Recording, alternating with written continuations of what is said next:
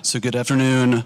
Cyber risk is definitely not new, and neither are the tensions that government, businesses, and the regulators also are trying to challenge themselves with, kind of coming up with a common framework to manage risk and measure risk and quantify risk. Obviously, we've talked about already today in the other panels, IoT. Cloud has not been mentioned, but obviously the risks of cloud and also third parties, and also the compounded challenge, really the cybersecurity labor epidemic that we're having is really causing a lot of challenges with really how do you manage risk with the evolving digital era and thriving digital era that we are in. So to that end, we really want to challenge ourselves to come up with strategies around risk management. And so we've assembled a esteemed and knowledgeable panel today. So I'll introduce them real quick, and then I'll ask them to provide a quick opening comment, and we'll get started. So to my left, I've got Andrea Baumer-Blanc. She is the CEO of GEC Advisory. Risk Advisory. I've got Norma Kramer, who is she is the chair of the cybersecurity policy regulatory team at Holland & Knight. I've got David Stennard, who is the CSO of M&T Bank out of New York. And then we have Oliver Wamel, who is the CISO of Bank of Vontobel. Vontobel, yes. All right, so real quick, just a quick opening statement around cyber risk and some best practices that you've seen be applied in your experiences. So good afternoon, everyone. Delighted to be here. Thank you, Val and the Cyber Future Foundation. So my background is, I started as a lawyer, and then I moved into being a general counsel, head of different areas within 4 different companies in 4 different sectors, including information security, environmental health and safety, business ethics and compliance, and risk management. And for the last 6 years, I've been doing this from a consultant standpoint with strategic risk advice to companies, businesses, governments, and nonprofits. And so I specialize in talking to them about their most important strategic risks. And of course, cyber is one of the top 5, if not one of the top 3 or 1 or 2 of many companies. So where I sort of train my focus is on the board level governance, risk governance, strategic risk governance. And so I did a large research study for the conference board a few years ago on emerging cyber risk governance best practices and trends. And so out of that study, I learned 10 takeaways from a governance and a senior executive standpoint on how, organizations optimally can handle this issue, starting at the very top with the board and the CEO. So I'll leave it at that, and we'll talk more later. Good, Norma. Well, it's a pleasure to be here today, and I would like to start by saying I do like to break things and then hopefully put them back together again. So I have harnessed what was a long career in the government. We're focusing on international trade issues, critical infrastructure issues, and really what systemic risk means to all of those. Looking at the continuity of operations and planning and what we call continuity of government, and then taking really those best practices and experience into the private sector and helping them understand what does systemic risk really look like. And a lot of times that really means that I'm talking to the chief technology officer, the CISO, the chief risk officer, and then sort of working my way back up to also be that translator. But I also come from a regulatory world. And when we look at what a global regulatory structure means for cybersecurity, a lot of times what I'm trying to help clients understand is where is that risk coming from? How should you try and manage that risk? And when you think about, I think what is an evolving awareness that companies are expected to manage a certain level of cybersecurity risk, but wherever that line is, above that is a nation state or a catastrophic attack, trying to parse through what are appropriate roles between business and really the governments around the world. So I'll stop there, but I have enjoyed working across all of the sectors, and there are also a lot of lessons learned that you can help share with that. Great insight, thank you. David? Good afternoon, David Stender. I have a little bit more of an unusual background. Almost all of my cybersecurity experience is operational, more than 35 years in military, national security agency, federal government executive branch, and then in private industry and financial services. I think we have done ourselves a great disservice in how we deal with the cybersecurity risk or cyber risk problem. We've put a bunch of folks in charge of it who have no understanding of risk, of what risk is. I think we put quite a few folks in who are maybe strong general technical cybersecurity folks, but don't even have an understanding of the business they support. I can't tell you how many cybersecurity people I talk to that say, what do you do for a living? I am a XYZ cybersecurity person. And so, well, what's your company actually do? And they don't realize that they are a support function for whatever that is. I think we've done a lot of bad with that. We have to really recognize that cyber risk is sort of in its infancy. It has been growing over the past 20 or 30 years. But if you look, for example, from a financial services perspective, we have hundreds of years of data on what makes risky loan. We have 20, 30 years on what starts to make something a cyber risk. And we're trying to put those things together as if they're in the same category. And that, I think that's been the wrong approach. Very good. Oliver, any opening Thank you for thoughts? the introduction. So I do not have add any more about cyber risk and financial services. But my name is Oliver.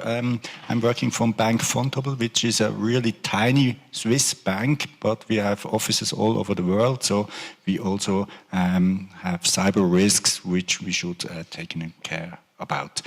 In the opening session, Hans Wilhelm said that the energy suppliers all have to be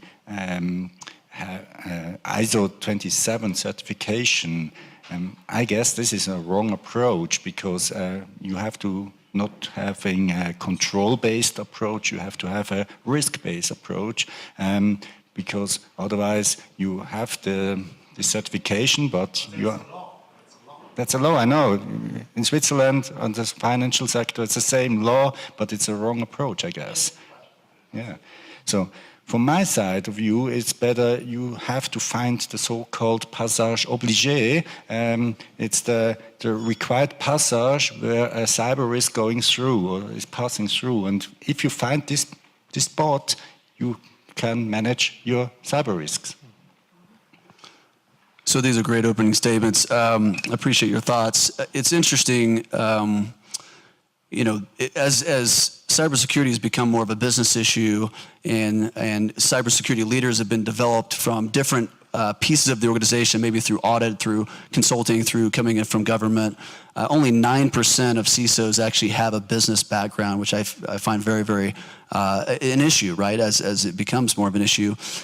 How, from your experiences, what are the executive or board level metrics in communication? What does that look like? And are there some key metrics that have been very successful in kind of communicating how the program is doing and how you measure risk within the organization that the boards and executives understand versus maybe somebody with a non-business background would struggle with? And to me, it's a big challenge, obviously, in our industry, is to kind of communicate what we're trying to do and trying to move the agenda forward within their organizations. So any thoughts on that from, you want to start? All right, very good. I do everything sort of at the board or the executive level, and I think it has to start with the CEO and the executive team taking ownership of this issue through a very robust enterprise risk management program in the first place. Now, many companies, even some of the bigger ones, don't have a robust enterprise risk management program in place in the first place. So that's a challenge, especially with a risk as strategically and existentially large as cyber. So if you don't have the enterprise risk management, start with that. Have somebody who knows how to do that. But then I think the most important thing in order to do the metrics at the end of the day is to get the Chief Information Security Officer and other key players, CRO, maybe General Counsel, to be working in an interdisciplinary way so that they can see all the different angles, the 360 on the issues affecting their particular organization, so that they can then go to the crown jewels, understand the different sort of stakeholders and actors, threat actors, and then design a dashboard that's relevant to their organization, that's relevant to their business people, to their business, and that can then be translated into a a dashboard that's basically in front of the board on a quarterly basis with metrics that make sense for that organization, that are predictable in the sense of we're going to see this, this, and the other thing, and you bring the right people up to the board and the executive team to explain these things. But the simpler, the better, the more uncomplicated, the better, because the higher you go up in the organization, believe it or not, there's much less knowledge of this kind of technical detail. So you have to be able to translate that all up into metrics that are understandable to people who are over 60, are mostly financial experts and CEOs who sit on the boards and don't really understand this stuff. And until we start having people on boards who really understand these kinds of things, it becomes a real sort of translation and sort of communication challenge. So those are some general things that I would say are important. Very good. Norma? You know, one of the things that I have seen when I started my cyber practice in 2005, people said, cyber what? You know, what is that? Data security? Yeah, I've learned a few things. One, when you're trying to talk to the CEO and the board, you have to understand that there are cultures within industries on what risk means. And there is also an evolution and awareness on what cybersecurity is. There are still companies and CEOs and members of the board who just sort of go, that is not my problem. It's the IT, you know, gal or girl's problem. And just tell me how much money you need and you should just go away. And what we're trying to do, and what I spend a lot of time on, is understanding the personality of the CEO and the board. You have to understand the really the regulatory and the legal structures, which I know is such a snoozer for those companies, because sometimes when you're talking to the CEO and the board, you have to explain to them what will cyber risk do to your regulatory and your legal requirements. And a lot of them they may never understand pure cyber, but they understand business. And so if you articulate cyber risk as a business imperative, and then you literally deconstruct it for each person. So the CTO, the chief risk officer, you have to talk about it in a very different way with almost everyone on the board until they at least get to maybe a level playing field of understanding. And really the last piece for me is to try and explain to the CEO and the board, it's not as if you're going to give them $3 million, $3, $30, and then you're done. Right? The point ultimately is, as we've added technological innovation, you can't have that innovation without cybersecurity risk. But if you manage your risk, you can actually harness that together and see great benefits. But if you want to move forward in our industrial revolution and the impacts of globalization, you have to understand that. So it takes time to deconstruct it in a way that they understand. Very good. David? So that was actually sort of my point earlier on, where we try to talk to the boards as if they're little children, or we try to talk to them as if they are PhD crypto mathematicians, and we don't have a good way to go in between. When you look at how most of these boards are, and these are all smart men and women, right? They are, you know, maybe they're a little bit older, but they didn't get to where they were by being stupid.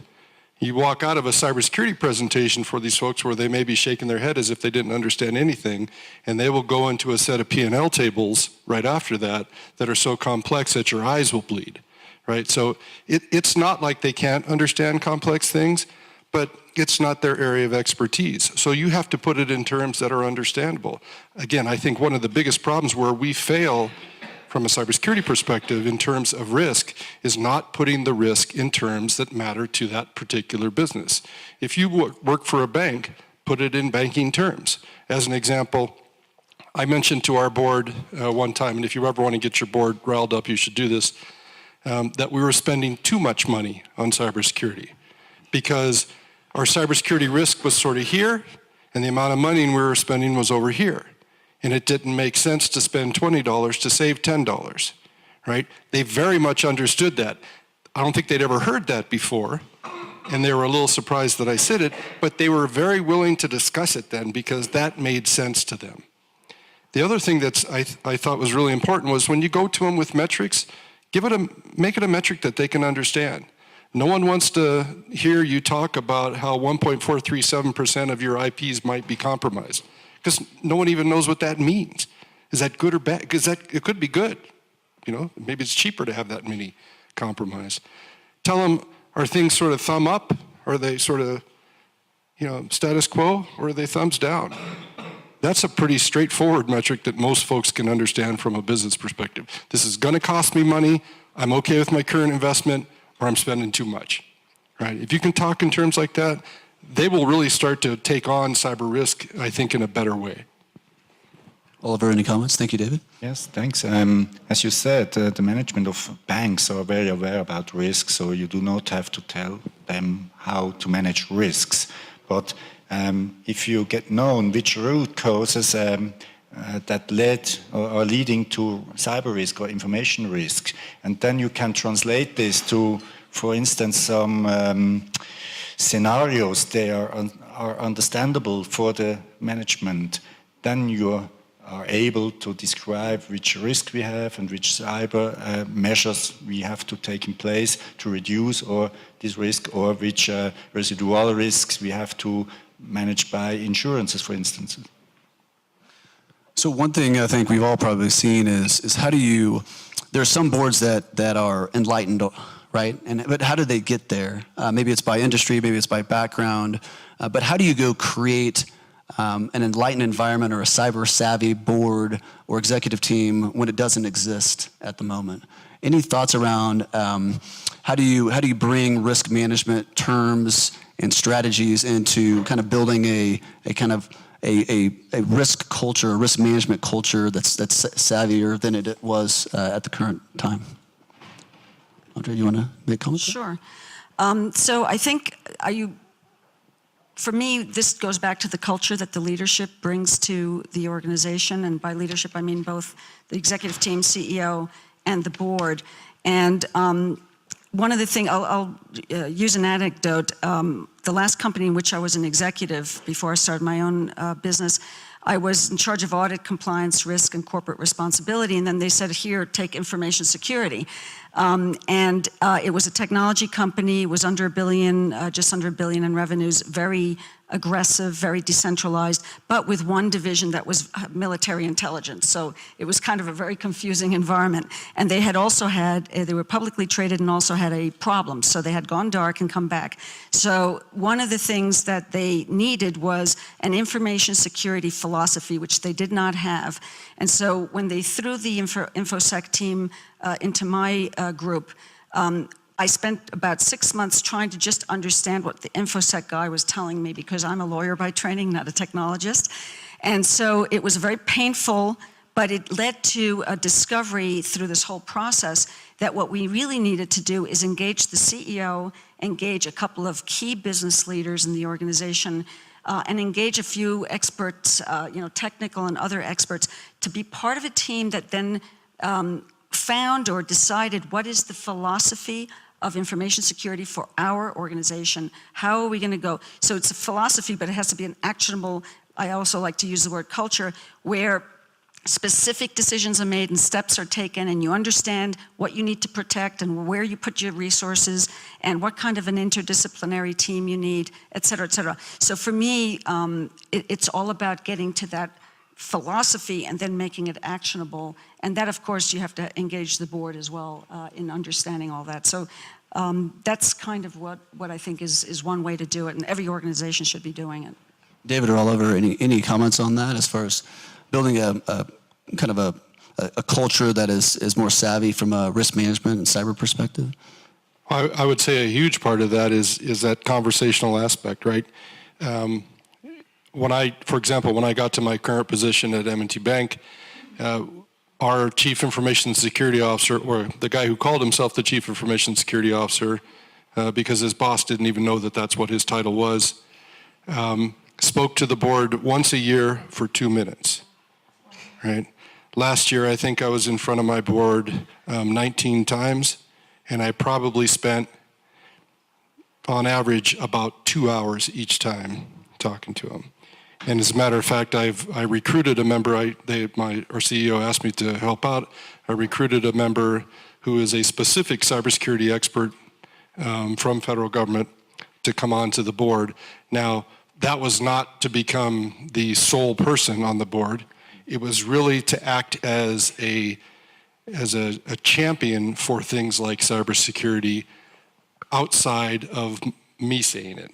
Right? Because a big part of that is they want to trust me. They trust me with what I'm doing, but they have a fiduciary responsibility that they have to follow, and it helps them if they have someone there who, when they have their own private discussions, can talk to them and put it in terms that they completely understand, right? And that was very helpful, I think. So I'm very glad to say that our management of board or senior management are very aware about IT and cybersecurity and cyber risks due to the fact that we are, as I said before, very well regulated in Switzerland, so they have to be aware. And therefore, awareness is not a big deal for me to go to the member of board, to the senior management, even to the employees, doing some awareness campaigns. We've got the money, I've got the task to do this all the time. So just a couple of thoughts. When we think about trying to explain that risk, it really is about focusing in again about the bottom line, right? So if it's about availability and integrity of whatever it is that you are delivering, are you delivering power? Are you helping patients? Do you have medical devices? Are you providing communication services? What is that thing that you do in order to make money, and why do you care about that?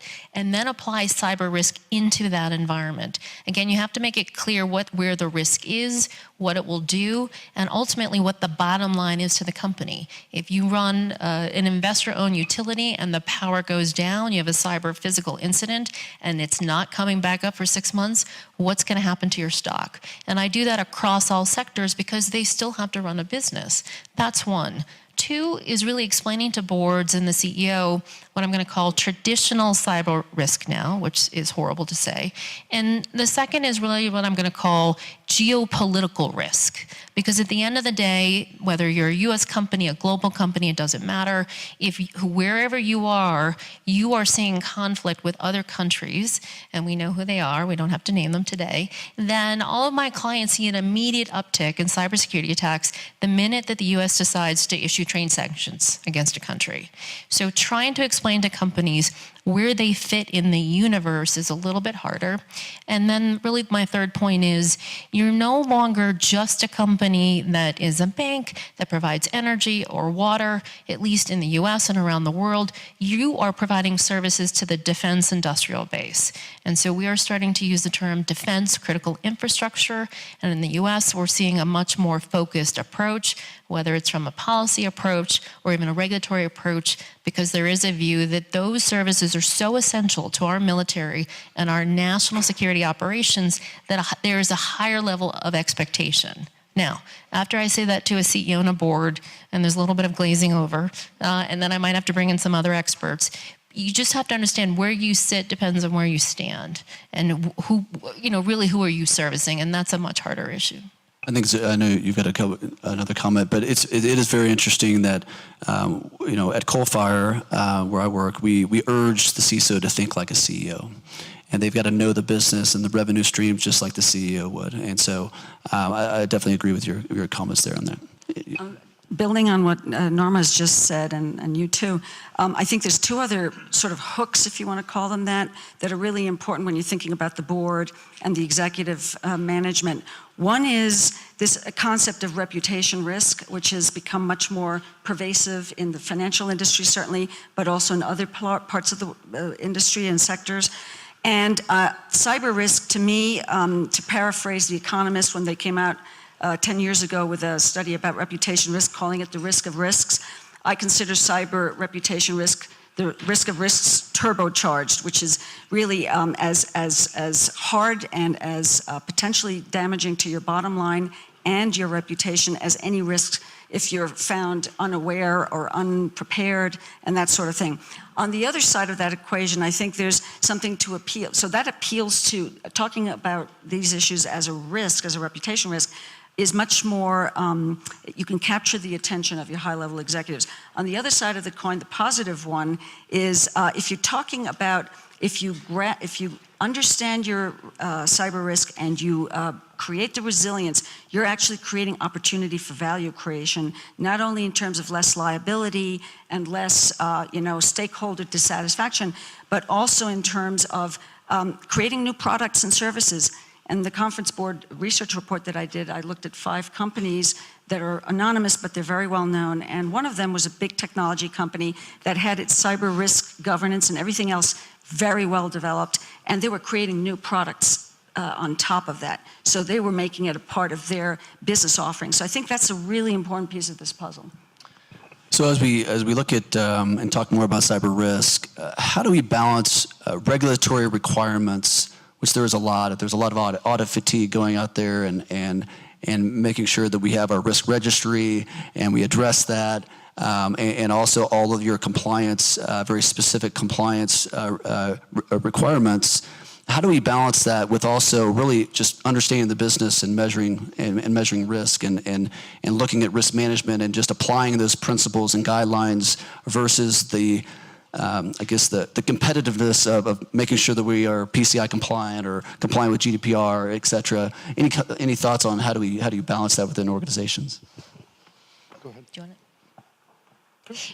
You know, a couple of quick things. One, having, I think, been a regulator and spending a lot of time with companies, it's a little bit easier to talk to both the companies about what managing risk means and dealing with regulations. But also, I think it's imperative for companies to understand that regulators around the world, look, the bottom line is they're in charge.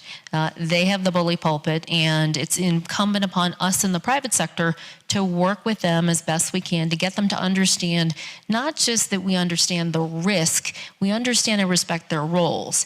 Now, most regulators theoretically care about the output. So what we don't want is sort of prescriptive regulations that tell us how to do something. What we want is outcome-focused regulations to achieve a goal. And having been on the inside and out, it's a much easier conversation to say, here are best practices, here are ways that we can do it. We know you're going to write a regulation. Here are 3 options for you to consider. And here's where we've seen that they've worked in other industries and where they haven't. And if you give the regulator a great idea, that's fantastic. If you get a regulation you help put together, then guess what? Compliance is easier. But if you don't fully participate with the regulators, I guarantee you they're going to come up with something and you may not like it. And if they don't understand really the operational side, again, back to SCADA systems, it's not just the IT side. They're trying to understand where that risk is and what to do with it. And it doesn't mean that it's going to be the most enjoyable experience of your life, but you have to run a business and we need an environment. We're stuck with regulations. We're going to see more, but maybe they can at least be easy to implement and achieve the outcome. Yeah, I was going to say, to the extent you can, just ignore the regulators, but that's probably not an appropriate comment. We've worked very hard to integrate with them, right? So part of that issue is that first of all, again, I've been in operations most of my adult life. I'm not a big fan of regulatory or compliance-based security systems because if you look at any company that was hit, every one of them was compliant with something, right? And that's not a great indicator. My view, and this is not mine, it's a very common view within cybersecurity, is that if you run a good operational program, the regulatory side and the compliance side will just sort of fall out naturally from that. A big part of that is making sure that you literally are integrated with your audit, risk, and regulatory folks so that when they are talking about things, you're actually trying to get them to take a little bit of ownership in it. And if you can get them to do that, I think the outcome is a lot better. And one thing that I would say is if you can do anything, again, I'll use financial services, for example, as a background. If you can do anything to sort of up the game of the regulators in terms of helping them with getting quality trained folks in, getting folks who are a little more senior, maybe with some more operational experience, so they understand what those regulations are actually doing to the companies, and they're not just coming at it from a theoretical or academic viewpoint, I think you're going to be much better off, and you will reduce your risk because of that. Amen. I think that's a great approach. Appreciate the insight there, David. Any questions from the audience? Just pause real quick. Yes, sir. Yeah, I'd have to ask this. So imagine you do a perfect job of handling your own cyber risk, and then you connect your systems to your suppliers and your customers. How should companies think about what risk, and how do you manage that? So a couple quick things. One, suppliers, vendors, third parties all need to be part of your ecosystem. Companies tend to use a lot of large, small, and medium-sized companies that provide very good service but may not have cyber risk. So you need to think about mentoring those companies and suppliers. You need to be putting requirements in your contracts with them, and you need to be working within broader structure. So I'm looking at Denise. There are things called ISACs. There are lots of industry groups. So you as a company don't have to take ownership of teaching every one of your own suppliers. Work collaboratively together. One of the things we learned after 9/11, this is on supply chain security, but on the physical side, we noticed that there are a lot of companies were all using the same suppliers. So you can come up with a common audit structure that you want to use with these suppliers. I mean, ultimately, the rising tide lifts all boats, but you don't need the HVAC vendor to be your threat vector. And eventually, we either need to get a lot of these companies up where they need to be, or we need to think about how we're going to change or modify our business structure. Just to add to that quickly, I think there's, if you have a robust third-party risk management system in place from cradle to grave, bringing them in, managing them, and then terminating them, if you have that, then you can latch on the cyber piece. But if you don't have good third-party management, which a lot of companies don't, then you're kind of out of luck, I think, to have a robust system in place. Very good. Other questions? Yeah. David Willops, Blue Water International. We're a boutique investment advisory group focused on the cyber ecosystem. Another risk industry, insurance. We've seen the cyber risk insurance market grow dramatically over the last several years. By employing or engaging with insurance from a cyber risk perspective, how does that impact your lack or effective diligence and operational effectiveness and drive on risk and try to eliminate the risk of that safety net catching you in case there's an incident? Thoughts on that? I would say it is a double-edged sword. Insurance is an excellent way to help, sort of control the risk, put it within your appropriate risk appetite. But you also put yourself, based on the insurance contract itself, you put yourself into some very specific limitations on what you can and cannot do. And so from an operational response perspective, you have to be prepared for what that means. They may drive how you're going to respond rather than letting your business drive how you're going to respond. So it is a little bit of a double-edged sword. I'm a big fan of cybersecurity insurance. Make sure you know what in the heck you're talking about before you get it, and make sure they know what in the heck they're talking about before you buy it from them. Just quickly to add to that, I think cyber insurance has now become a ubiquitous term. The majority of insurance right now is data breach insurance. It's not what I would call pure operational insurance. A lot of insurers, and this really is the point, every policy is so incredibly different. Maybe you don't have cyber insurance, but cyber is covered under business continuity. I mean, there are different ways to look at it. There are a number of insurers who actually are providing comprehensive packages, but in order to do that, they are becoming more prescriptive because they have to understand how much risk are they buying with you. And a lot of companies, not all of them, when they get the little checklist from the broker, they just say yes to everything. And what we're starting to see is when there's a cybersecurity attack and those analytics are done on what the company did or didn't do, they didn't do half the things that they said, and the insurance company is not going to cover them. So there's a lot of litigation around that. There's a lot of, I think, changing in awareness as to what that risk management structure means. I think eventually we want a larger pool of real cyber insurance policies, but the insurance industry has caps on the amount of risk that they can insure.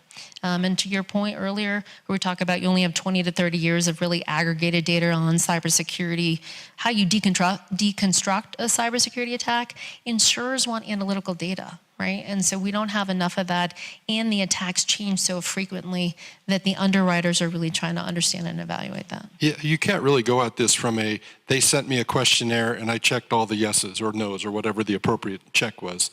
I mean, my team spends days every year. We have a team of insurers that come in because we're a big bank. We have a team that helps because no one's going to hold a single policy. And we literally spend days with them going through in minute detail our people, process, and technology, right? Just so that they can fully understand our program. That's actually paid off in spades, right? Insurance is expensive. There's not just cybersecurity insurance, there's general insurance, there's legal insurance, there's all kinds of different insurance you can get. We have used that to actually reduce our insurance costs overall by showing them and integrating them, sort of very similar to the regulator approach, integrating them into the program, letting them see everything, they're much more comfortable, and it's reduced our rates to a point where we can get more insurance for the same amount, or we can reduce our insurance cost. Just one quick example, because I love this one. I was looking at a cyber insurance policy for a client, which there's nothing better in the world than reading those. And this insurer was very creative, and in the fine print, it actually understood cybersecurity information sharing of cyber threat indicators and defensive measures. And they had in the policy that when the entity shared any information either with an ISAC or the federal government, that company had to send that same information to the insurer. Now, that's very sophisticated, and you don't necessarily want to agree to that. And that's why it's complicated on whether it works or it doesn't. If I could just make one very brief point. Right? So, again, following on with that, we actually include our insurers in when we do tabletops and wargaming for that. Because when the real stuff hits the fan, they're going to be there. So you better have integrated them into your response already. So some quick closing comments, just real quick, 30 seconds. Oliver, you want to, any closing comments or thoughts? I can approve that the negotiation of cyber risk insurances takes a very long time. We had spent more than a year to find the right insurance, which make a policy for us. David, any closing comments? Again, I'd just like to emphasize that this really is about business risk. Cybersecurity is just one small part of that. I'd actually say that your legal risk, for example, is much greater than your cybersecurity risk. But you need to understand how you as a cybersecurity professional fit into the business overall and their risk appetite, and not so much how they need to accommodate yours. Your cyber risk is your business risk is your legal risk. I think it is important that people understand that it's here to stay. It's not going anywhere. We're using technology to update, innovate, and to provide better products and services to consumers, but that just means everything needs to include cyber at the front end, right? Security by design, privacy by design, and understand that there is geopolitical and global risk. You have to understand what that means. You need to know who to call when you have a problem, and you have to understand that you have to teach and train every single person in the organization, and that includes your HR just as much as it is your CTO. So I think we're seeing change. In 2005, I said we needed a paradigm shift. Now I think with some, again, our global risks, I think we need a tectonic shift for people to understand, what it is to manage this risk overall. My final words are 3 words: leadership, culture, and diversity. If you have those going well in your organization, it means that you're going to be doing good risk governance and risk management. That includes cyber. And when I say diversity, I mean at the very top of the organization, your board needs to be either risk savvy and have some risk savvy members on it, including potentially cyber, but other things as well, so that they ask the right questions of management. Leadership is under control, there's a culture, and the diversity of all these different opinions and perspectives get counted in. And then I think cybersecurity management can be improved. Well, certainly a number of issues we've addressed and talked about, and definitely want to carry forward with the cybersecurity as it relates to cyber risk. So thank you. Just a quick hand and appreciation for the panelists.